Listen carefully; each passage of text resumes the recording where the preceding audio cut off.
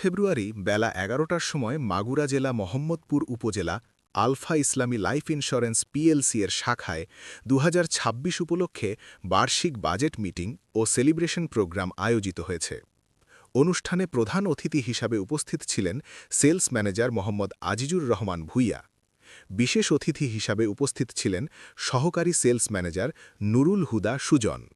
সভাপতিত্ব করেন branch manager Mohammad Riaz মোল্লা। সার্বিক পরিচালনায় ছিলেন ইউনিট ম্যানেজারগণ মোসাম্মদ রিতা পারভিন, মোসাম্মদ শাহিনা পারভিন, মোহাম্মদ শামীম রেজা, মোহাম্মদ রাসেল শেখ, হুমায়ুন কবির। আলফা ইসলামী লাইফ ইন্স্যুরেন্স পিএলসি এর নতুন মাঠ কর্মীদের ফুলের মাধ্যমে বরণ করে নেন। অনুষ্ঠানে সেরা পলিসিযুক্তকারীদের মাঝে পুরস্কার বিতরণ করা হয়। বিনোদন হিসাবে ইসলামিক সঙ্গীত ও গান গেয়ে সকল অতিথিদের আনন্দিত করেন টিম সদস্যরা।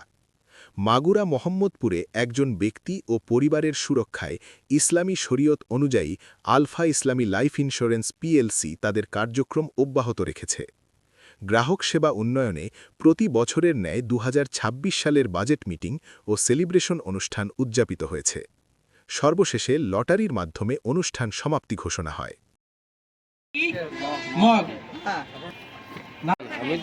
জাকির ভাই জগ ফার্স্ট পুরস্কার কে কে নিতে চাইতেছেন?